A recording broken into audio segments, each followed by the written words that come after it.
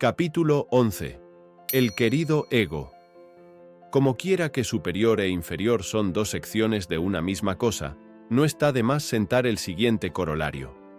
Yo superior, yo inferior, son dos aspectos del mismo ego tenebroso y pluralizado.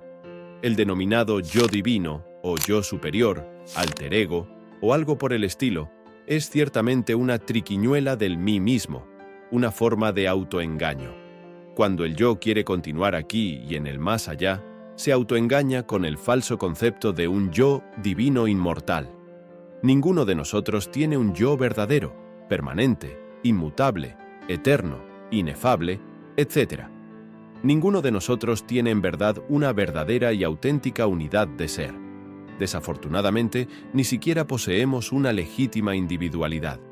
El ego, aunque continúa más allá del sepulcro, tiene sin embargo un principio y un fin.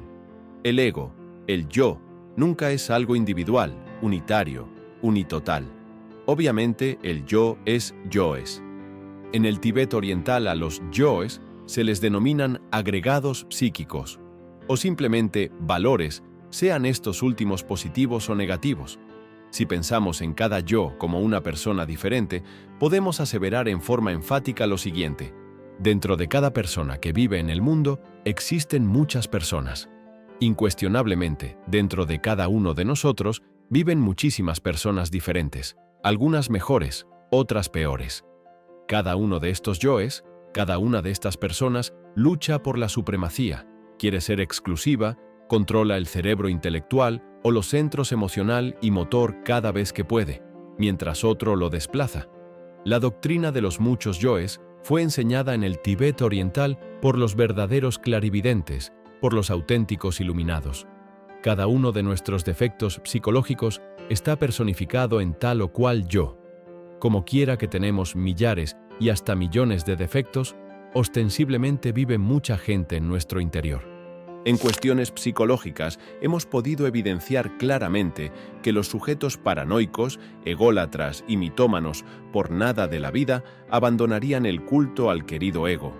Incuestionablemente, tales gentes odian mortalmente la doctrina de los muchos yoes. Cuando uno de verdad quiere conocerse a sí mismo, debe autoobservarse y tratar de conocer los diferentes yoes que están metidos dentro de la personalidad. Si alguno de nuestros lectores no comprende todavía esta doctrina de los muchos yoes, se debe exclusivamente a la falta de práctica en materia de autoobservación. A medida que uno practica la autoobservación interior, va descubriendo por sí mismo a muchas gentes, a muchos yoes, que viven dentro de nuestra propia personalidad. Quienes niegan la doctrina de los muchos yoes, quienes adoran a un yo divino, indubitablemente jamás se han autoobservado seriamente. Hablando esta vez en estilo socrático, diremos que esas gentes no solo ignoran, sino además ignoran que ignoran. Ciertamente jamás podríamos conocernos a sí mismos sin la autoobservación seria y profunda. En tanto un sujeto cualquiera siga considerándose como uno, es claro que cualquier cambio interior será algo más que imposible. Capítulo 12. El cambio radical. En tanto un hombre prosiga con el error de creerse a sí mismo, uno, único, individual, es evidente que el cambio radical será algo más que imposible. El hecho mismo de que el trabajo esotérico comience con la rigurosa observación de sí mismo nos está indicando una multiplicidad de factores psicológicos, yoes o elementos indeseables que es urgente extirpar, erradicar de nuestro interior. Incuestionablemente, en modo alguno sería posible eliminar errores desconocidos.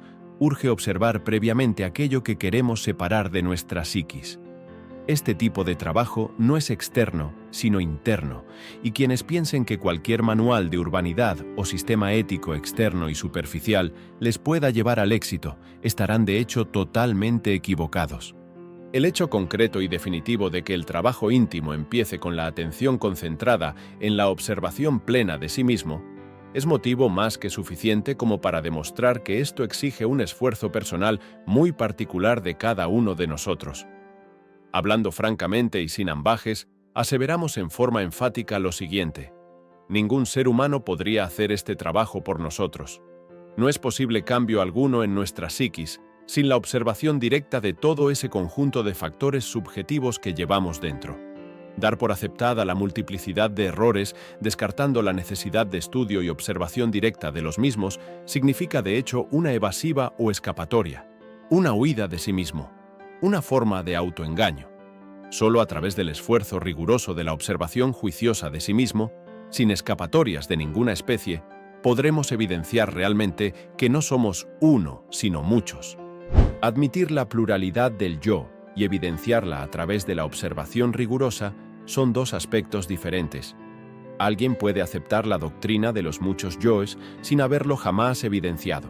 Esto último solo es posible autoobservándose cuidadosamente. Rehuir el trabajo de observación íntima, buscar evasivas, es signo inconfundible de degeneración. Mientras un hombre sustente la ilusión de que es siempre una y la misma persona, no puede cambiar y es obvio que la finalidad de este trabajo es precisamente lograr un cambio gradual en nuestra vida interior. La transformación radical es una posibilidad definida que normalmente se pierde cuando no se trabaja sobre sí mismo. El punto inicial del cambio radical permanece oculto mientras el hombre continúe creyéndose uno. Quienes rechazan la doctrina de los muchos yoes demuestran claramente que jamás se han autoobservado seriamente.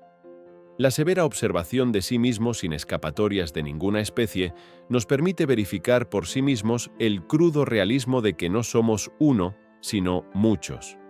En el mundo de las opiniones subjetivas, diversas teorías pseudoesotéricas o pseudoocultistas sirven siempre de callejón para huir de sí mismos.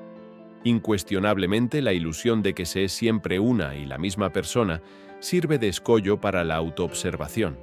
Alguien podría decir: sé que no soy uno sino muchos, la gnosis me lo ha enseñado. Tal afirmación, aunque fuese muy sincera, si no existiese plena experiencia vivida sobre ese aspecto doctrinario, obviamente tal afirmación sería algo meramente externo y superficial. Evidenciar, experimentar y comprender es lo fundamental. Solo así es posible trabajar conscientemente para lograr un cambio radical. Afirmar es una cosa y comprender es otra. Cuando alguien dice, comprendo que no soy uno sino muchos, si su comprensión es verdadera y no mera palabrería insustancial de charla ambigua, esto indica, señala, acusa, plena verificación de la doctrina de los muchos yoes. Conocimiento y comprensión son diferentes. El primero de estos es de la mente, el segundo del corazón. El mero conocimiento de la doctrina de los muchos yoes de nada sirve. Desafortunadamente, por estos tiempos en que vivimos, el conocimiento ha ido mucho más allá de la comprensión, porque el pobre animal intelectual, equivocadamente llamado hombre, desenvolvió exclusivamente el lado del conocimiento, olvidando lamentablemente el correspondiente lado del ser. Conocer la doctrina de los muchos yoes y comprenderla es fundamental para todo cambio radical verdadero. Cuando un hombre comienza a observarse detenidamente a sí mismo, desde el ángulo de que no es uno sino muchos, obviamente ha iniciado el trabajo serio sobre su naturaleza interior. Capítulo 13. Observador y observado. Es muy claro y no resulta difícil comprender que cuando alguien empieza a observarse a sí mismo seriamente desde el punto de vista que no es uno sino muchos, comienza realmente a trabajar sobre todo eso que carga dentro.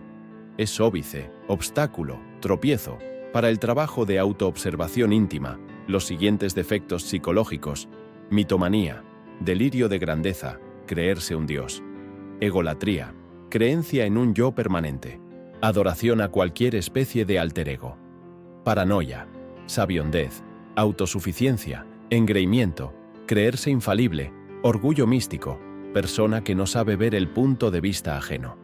Cuando se continúa con la convicción absurda que se es uno, que se posee un yo permanente, resulta algo más que imposible el trabajo serio sobre sí mismo. Quien siempre se cree uno, nunca será capaz de separarse de sus propios elementos indeseables.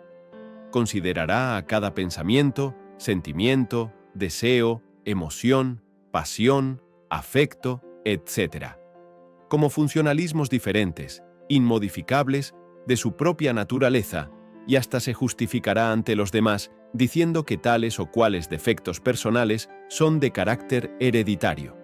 Quien acepta la doctrina de los muchos yoes comprende a base de observación que cada deseo, pensamiento, acción, pasión, etc., corresponde a este u otro yo distinto, diferente.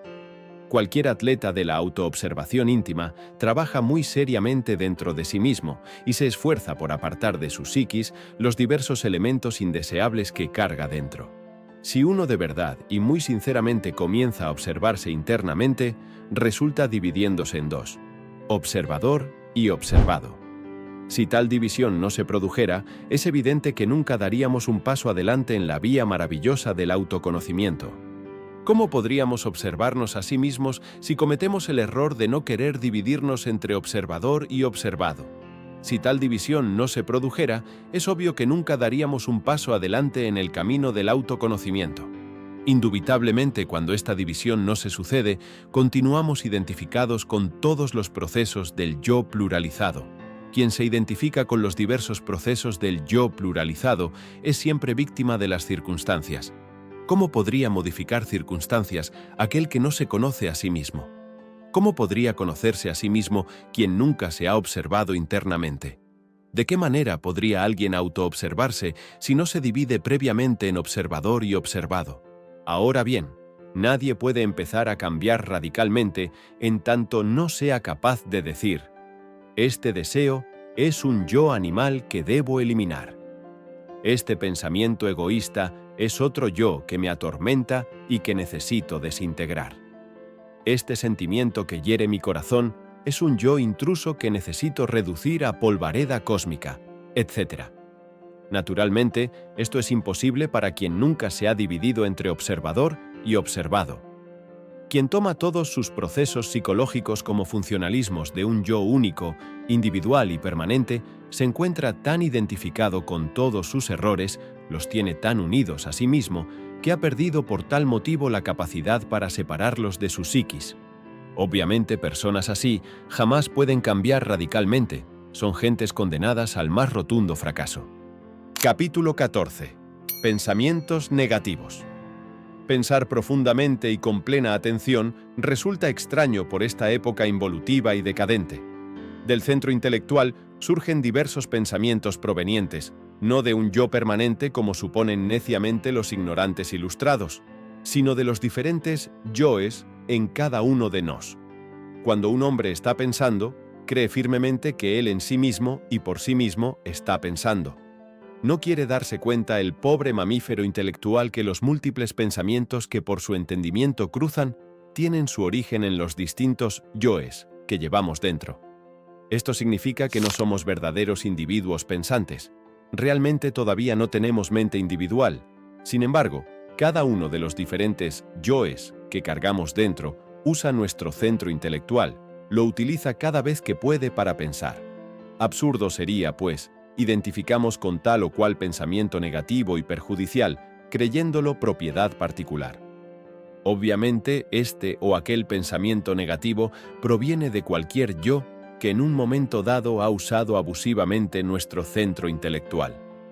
Pensamientos negativos los hay de distinta especie: sospecha, desconfianza, mala voluntad hacia otra persona, celos pasionales, celos religiosos, celos políticos, celos por amistades o de tipo familiar, codicia, lujuria, venganza, ira, orgullo, envidia, odio, resentimiento, hurto, adulterio, pereza, gula, etc.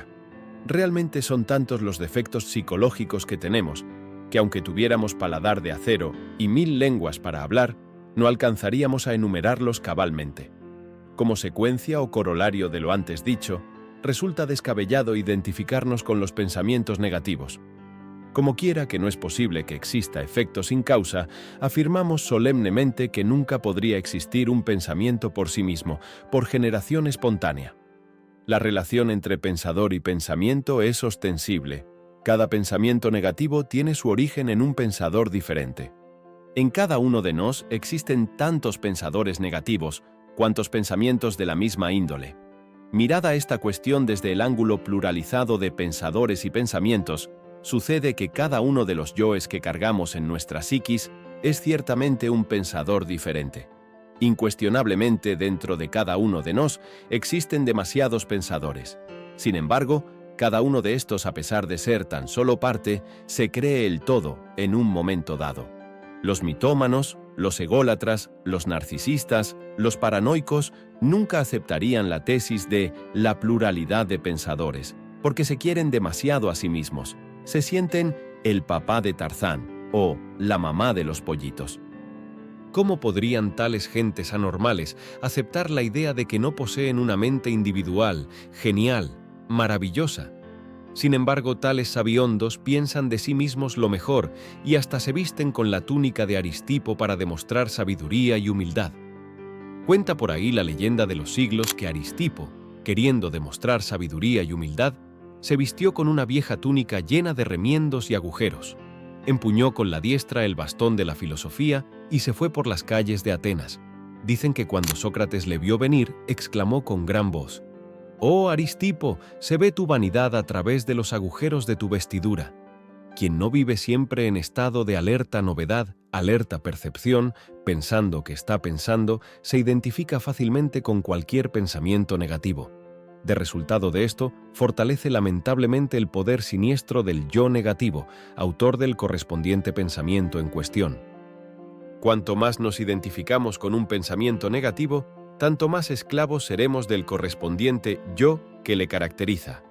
Con respecto a la gnosis, al camino secreto, al trabajo sobre sí mismo, nuestras tentaciones particulares se encuentran precisamente en los yoes que odian la gnosis, el trabajo esotérico, porque no ignoran que su existencia dentro de nuestra psiquis está mortalmente amenazada por la gnosis y por el trabajo. Esos yoes negativos y pendencieros se apoderan fácilmente de ciertos rollos mentales almacenados en nuestro centro intelectual y originan secuencialmente corrientes mentales nocivas y perjudiciales. Si aceptamos esos pensamientos, esos yoes negativos, que en un momento dado controlan nuestro centro intelectual, seremos entonces incapaces de librarnos de sus resultados. Jamás debemos olvidar que todo yo negativo se autoengaña. Y engaña, conclusión, miente. Cada vez que sentimos una súbita pérdida de fuerza, cuando el aspirante se desilusiona, de la gnosis, del trabajo esotérico, cuando pierde el entusiasmo y abandona lo mejor, es obvio que ha sido engañado por algún yo negativo. El yo negativo del adulterio aniquila los nobles hogares y hace desgraciados a los hijos. El yo negativo de los celos engaña a los seres que se adoran y destruye la dicha de los mismos. El yo negativo del orgullo místico engaña a los devotos del camino y estos, sintiéndose sabios, aborrecen a su maestro o le traicionan. El yo negativo apela a nuestras experiencias personales, a nuestros recuerdos, a nuestros mejores anhelos, a nuestra sinceridad y, mediante una rigurosa selección de todo esto, presenta algo en una falsa luz, algo que fascina y viene el fracaso. Sin embargo, cuando uno descubre el yo en acción, cuando ha aprendido a vivir en estado de alerta, tal engaño se hace imposible. Capítulo 15. La individualidad. Creerse. 1. Ciertamente es una broma de muy mal gusto. Desafortunadamente, esta vana ilusión existe dentro de cada uno de nosotros. Lamentablemente, siempre pensamos de nosotros mismos lo mejor. Jamás se nos ocurre comprender que ni siquiera poseemos individualidad verdadera. Lo peor del caso es que hasta nos damos el lujo falso de suponer que cada uno de nosotros goza de plena conciencia y voluntad propia. Pobres de nosotros, cuán necios somos. No hay duda de que la ignorancia es la peor de las desgracias. Dentro de cada uno de nos existen muchos miles de individuos diferentes, sujetos distintos, yoes o gentes que riñen entre sí, que se pelean por la supremacía y que no tienen orden o concordancia alguna. Si fuéramos conscientes, si despertáramos de tantos sueños y fantasías, cuán distinta sería la vida. Más para colmo de nuestro infortunio, las emociones negativas y las autoconsideraciones y amor propio nos fascinan, nos hipnotizan, jamás nos permiten acordarnos de sí mismos, vernos tal cual somos. Creemos tener una sola voluntad cuando en realidad poseemos muchas voluntades diferentes. Cada yo tiene la suya. La tragicomedia de toda esta multiplicidad interior resulta pavorosa. Las diferentes voluntades interiores chocan entre sí, viven en conflicto continuo, actúan en diferentes direcciones.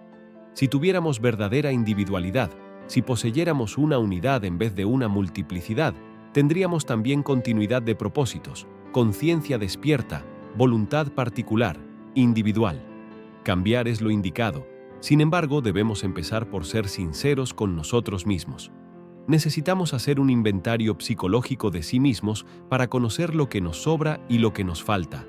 Es posible conseguir individualidad, mas si creemos tenerla, tal posibilidad desaparecerá. Es evidente que jamás lucharíamos por conseguir algo que creemos tener. La fantasía nos hace creer que somos poseedores de la individualidad, y hasta existen en el mundo escuelas que así lo enseñan. Es urgente luchar contra la fantasía. Esta nos hace aparecer como si fuéramos esto o aquello, cuando en realidad somos miserables, desvergonzados y perversos. Pensamos que somos hombres, cuando en verdad somos tan solo mamíferos intelectuales desprovistos de individualidad. Los mitómanos se creen dioses, mahatmas, etc., sin sospechar siquiera que ni siquiera tienen mente individual y voluntad consciente. Los ególatras adoran tanto a su querido ego que nunca aceptarían la idea de la multiplicidad de egos dentro de sí mismos.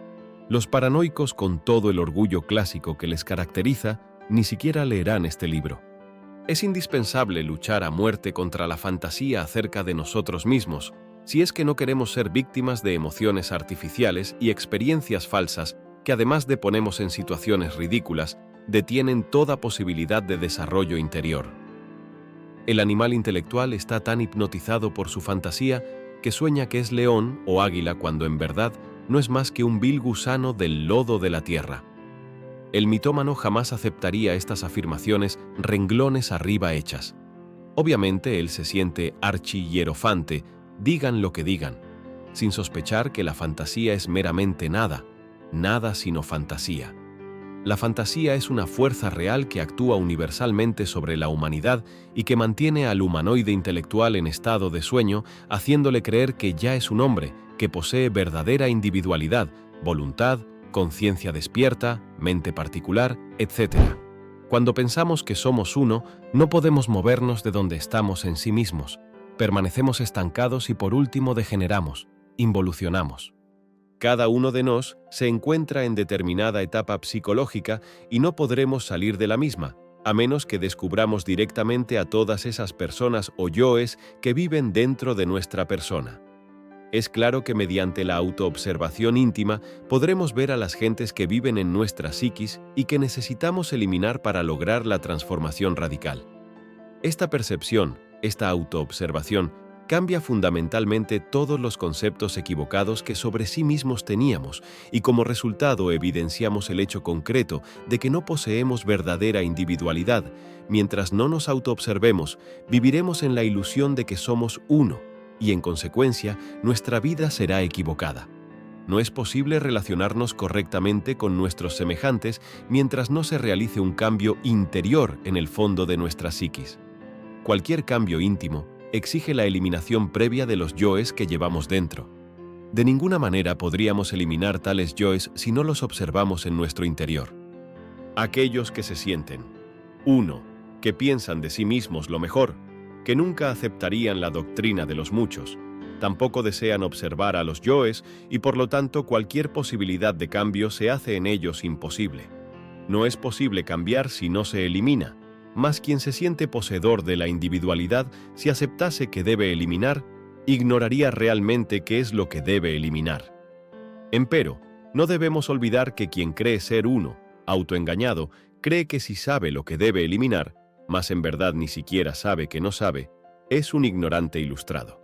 Necesitamos desegoistizarnos para individualizarnos, mas quien cree que posee la individualidad es imposible que pueda desegoistizarse.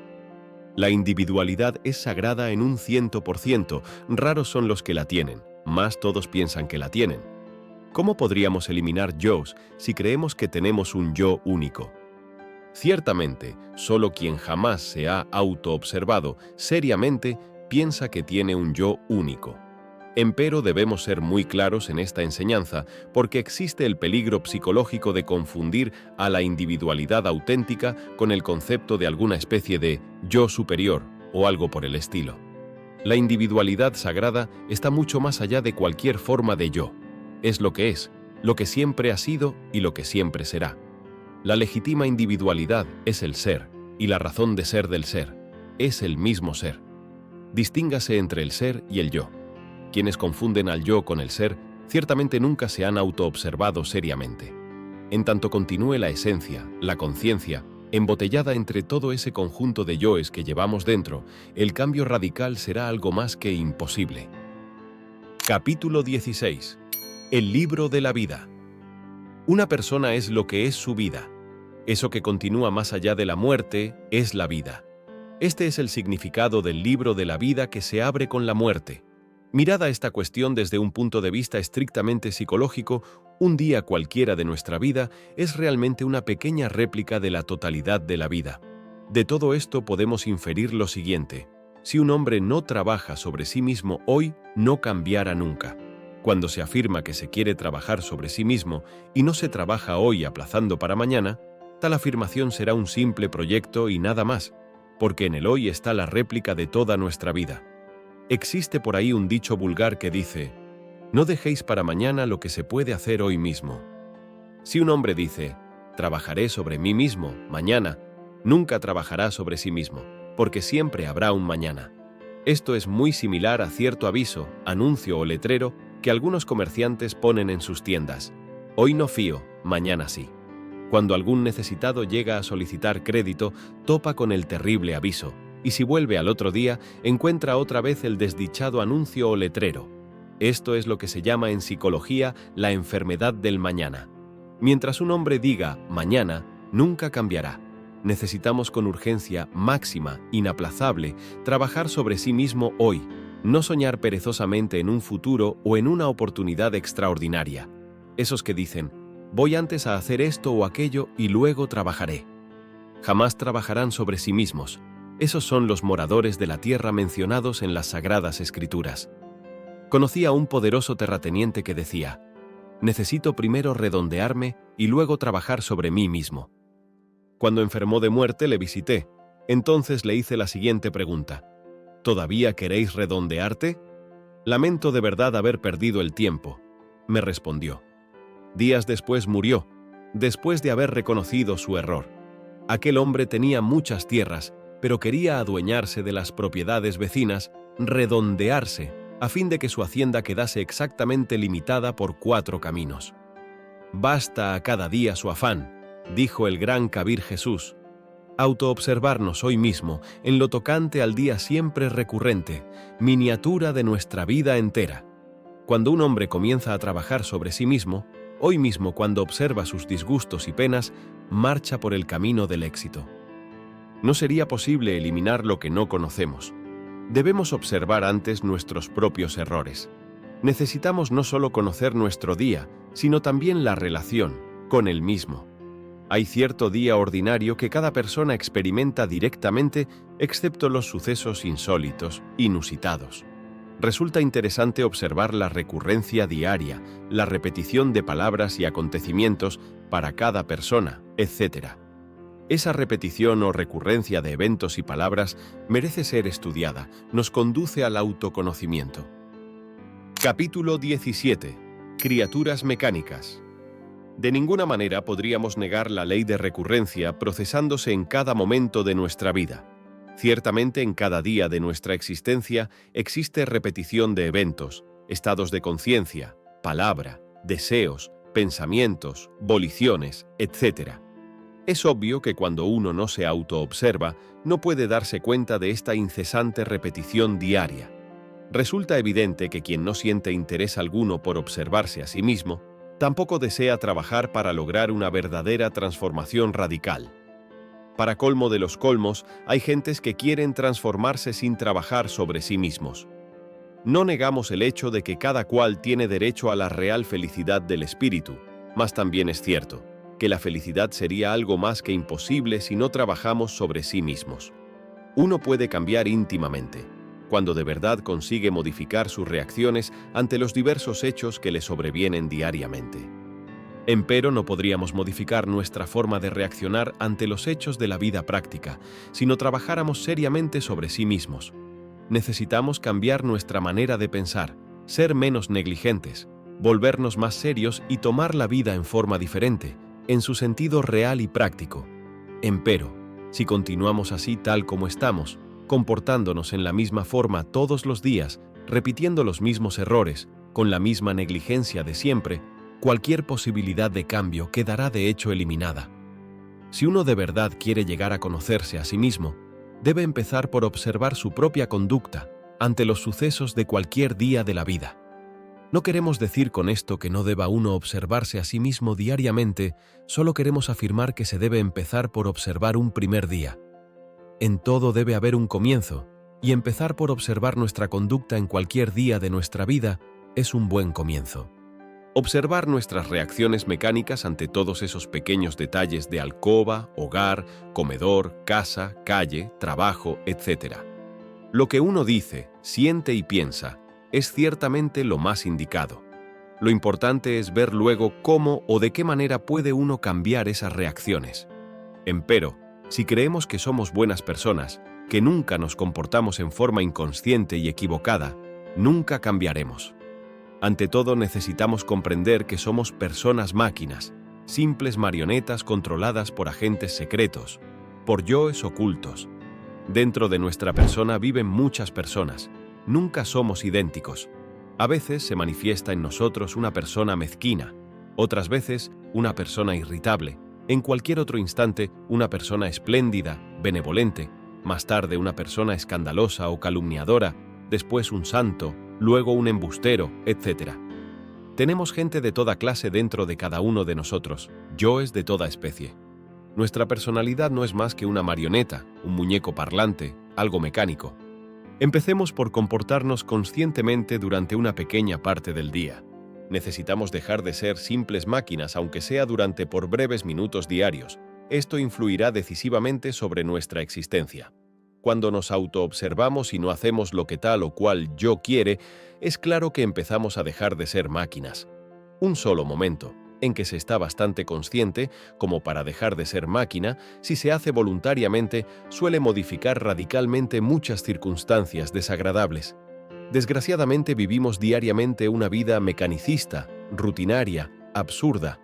Repetimos sucesos, nuestros hábitos son los mismos, nunca hemos querido modificarlos, son el carril mecánico por donde circula el tren de nuestra miserable existencia. Empero, pensamos de nosotros lo mejor. Por donde quiera abundan los mitómanos, los que se creen dioses, criaturas mecánicas, rutinarias, personajes del lodo de la tierra, míseros muñecos movidos por diversos yoes. Gentes así no trabajarán sobre sí mismos. Capítulo 18. El pan supersubstancial. Si observamos cuidadosamente cualquier día de nuestra vida, veremos que ciertamente no sabemos vivir conscientemente. Nuestra vida parece un tren en marcha, moviéndose en los carriles fijos de los hábitos mecánicos, rígidos, de una existencia vana y superficial. Lo curioso del caso es que jamás se nos ocurre modificar los hábitos. Parece que no nos cansamos de estar remitiendo siempre lo mismo. Los hábitos nos tienen petrificados. Más pensamos que somos libres. Somos espantosamente feos, pero nos creemos Apolos. Somos gente mecánica, motivo más que suficiente como para carecer de todo sentimiento verdadero de lo que se está haciendo en la vida. Nos movemos diariamente dentro del viejo carril de nuestros hábitos anticuados y absurdos, y así es claro que no tenemos una verdadera vida. En vez de vivir, vegetamos miserablemente y no recibimos nuevas impresiones. Si una persona iniciara su día conscientemente, es ostensible que tal día sería muy distinto a los otros días. Cuando uno toma la totalidad de su vida, como el mismo día que está viviendo, cuando no deja para mañana lo que se debe hacer hoy mismo, llega realmente a conocer lo que significa trabajar sobre sí mismo. Jamás un día carece de importancia. Si en verdad queremos transformarnos radicalmente, debemos vernos, observarnos y comprendernos diariamente. Sin embargo, las gentes no quieren verse a sí mismas. Algunos, teniendo ganas de trabajar sobre sí mismos, justifican su negligencia con frases como la siguiente: el trabajo en la oficina no permite trabajar sobre sí mismo. Palabras estas sin sentido, huecas, vanas, absurdas, que solo sirven para justificar la indolencia, la pereza, la falta de amor por la gran causa. Gentes así, aunque tengan muchas inquietudes espirituales, es obvio que no cambiarán nunca. Observarnos a sí mismos es urgente, inaplazable, impostergable. La autoobservación íntima es fundamental para el cambio verdadero. ¿Cuál es su estado psicológico al levantarse? ¿Cuál es su estado de ánimo durante el desayuno? ¿Estuvo impaciente con el mesero? ¿Con la esposa? ¿Por qué estuvo impaciente? ¿Qué es lo que siempre le trastorna? Etcétera. Fumar o comer menos no es todo el cambio, más indica cierto avance. Bien sabemos que el vicio y la glotonería son inhumanos y bestiales. No está bien que alguien dedicado al camino secreto tenga un cuerpo físico, excesivamente gordo y con un vientre abultado y fuera de toda euritmia de perfección. Eso indicaría glotonería, gula y hasta pereza. La vida cotidiana, la profesión, el empleo, aunque vitales para la existencia, constituyen el sueño de la conciencia. Saber que la vida es sueño no significa haberlo comprendido. La comprensión viene con la autoobservación y el trabajo intenso sobre sí mismo. Para trabajar sobre sí, es indispensable trabajar sobre su vida diaria, hoy mismo, y entonces se comprenderá lo que significa aquella frase de la oración del Señor: «Dadnos el pan nuestro de cada día». La frase «cada día» significa el pan supersubstancial, en griego, o el pan de lo alto. La gnosis da ese pan de vida en el doble sentido de ideas y fuerzas que nos permiten desintegrar errores psicológicos. Cada vez que reducimos a polvareda cósmica tal o cual yo, ganamos experiencia psicológica, comemos el pan de la sabiduría, recibimos un nuevo conocimiento. La gnosis nos ofrece el pan supersubstancial, el pan de la sabiduría, y nos señala con precisión la nueva vida que comienza en uno mismo, dentro de uno mismo, aquí y ahora. Ahora, bien, nadie puede alterar su vida o cambiar cosa alguna relacionada con las reacciones mecánicas de la existencia, a menos que cuente con la ayuda de nuevas ideas y reciba auxilio divinal. La gnosis da esas nuevas ideas y enseña el modus operandi, mediante el cual puede uno ser asistido por fuerzas superiores a la mente. Necesitamos preparar los centros inferiores de nuestro organismo para recibir las ideas y fuerza que vienen de los centros superiores. En el trabajo sobre sí mismo no existe nada despreciable. Cualquier pensamiento, por insignificante que sea, merece ser observado. Cualquier emoción negativa, reacción, etc. Capítulo 19. El buen dueño de casa. Apartarse uno de los efectos desastrosos de la vida en estos tiempos tenebrosos ciertamente es muy difícil pero indispensable. De otro modo, es devorado por la vida. Cualquier trabajo que uno haga sobre sí mismo con el propósito de lograr un desarrollo anímico y espiritual se relaciona siempre con el aislamiento muy bien entendido, pues bajo la influencia de la vida tal como siempre la vivimos, no es posible desarrollar otra cosa que la personalidad. En modo alguno intentamos oponernos al desarrollo de la personalidad. Obviamente, esta es necesaria en la existencia, mas ciertamente es algo meramente artificial. No es lo verdadero, lo real en nosotros. Si el pobre mamífero intelectual equivocadamente llamado hombre no se aísla, sino que se identifica con todos los sucesos de la vida práctica y derrocha sus fuerzas en emociones negativas y en autoconsideraciones personales y en vana palabrería insustancial de charla ambigua, nada edificante, ningún elemento real puede desarrollarse en él, fuera de lo que pertenece al mundo de la mecanicidad. Ciertamente, quien quiera de verdad lograr en sí el desarrollo de la esencia, debe llegar a estar herméticamente cerrado. Esto se refiere a algo íntimo estrechamente relacionado con el silencio. La frase viene de los antiguos tiempos, cuando se enseñaba secretamente una doctrina sobre el desarrollo interior del hombre vinculada con el nombre de Hermes. Si uno quiere que algo real crezca en su interioridad, es claro que debe evitar el escape de sus energías psíquicas. Cuando uno tiene escapes de energía y no está aislado en su intimidad, es incuestionable que no podrá lograr el desarrollo de algo real en su psiquis. La vida ordinaria común y corriente quiere devorarnos implacablemente. Nosotros debemos luchar contra la vida diariamente. Debemos aprender a nadar contra la corriente. Este trabajo va en contra de la vida. Se trata de algo muy distinto a lo de todos los días y que sin embargo debemos practicar de instante en instante. Quiero referirme a la revolución de la conciencia. Es evidente que si nuestra actitud hacia la vida diaria es fundamentalmente equivocada, si creemos que todo debe marchamos bien, así porque sí, vendrán los desengaños. Las gentes quieren que las cosas les salgan bien, así porque sí, porque todo debe marchar de acuerdo con sus planes, mas la cruda realidad es diferente. En tanto uno no cambie interiormente, gústele o no le guste, será siempre víctima de las circunstancias.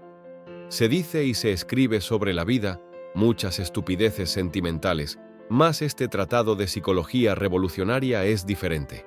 Esta doctrina va al grano, a los hechos concretos, claros y definitivos.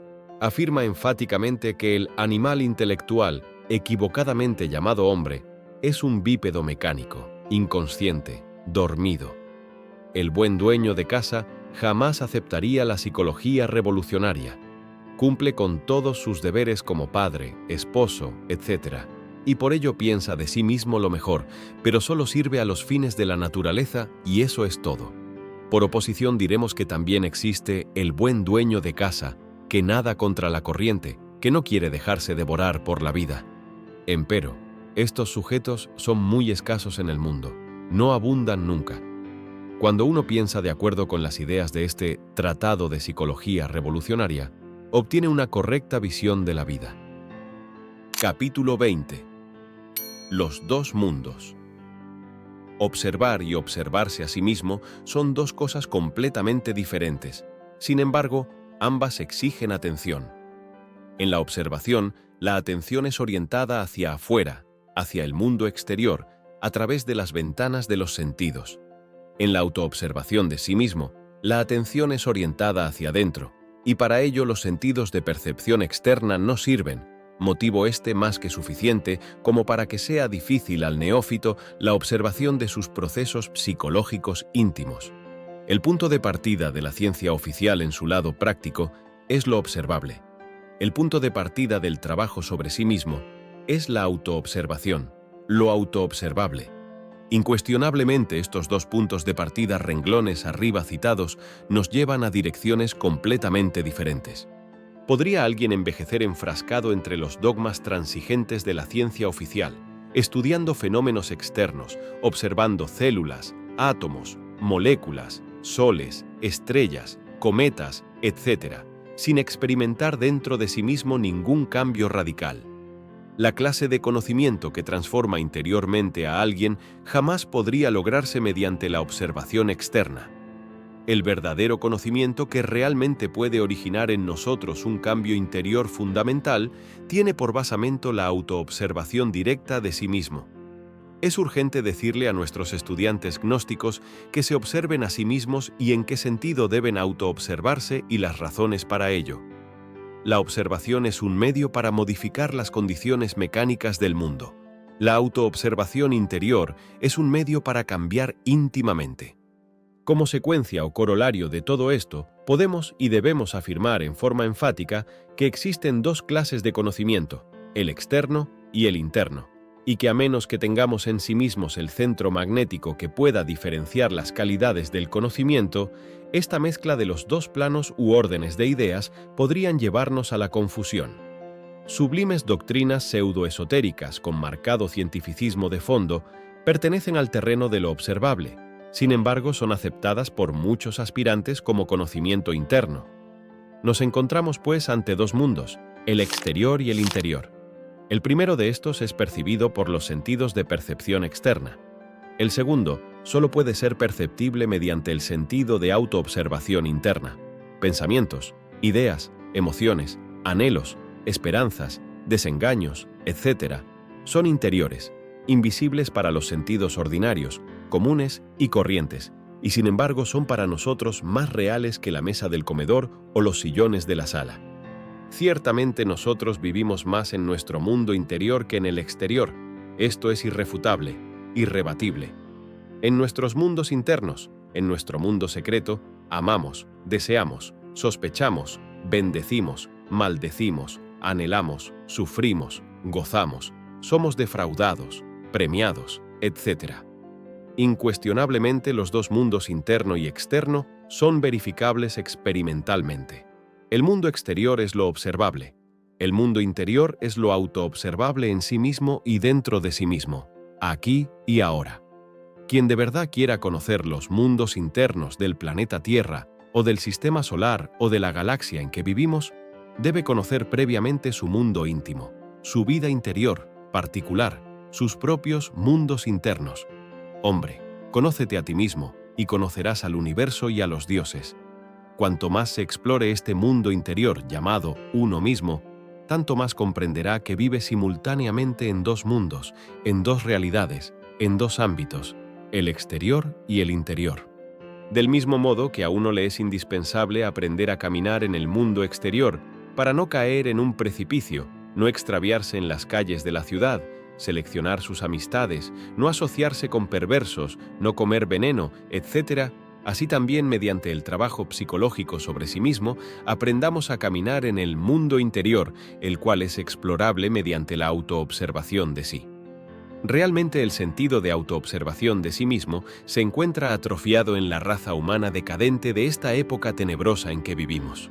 A medida que nosotros perseveramos en la autoobservación de sí mismos, el sentido de autoobservación íntima se irá desarrollando progresivamente.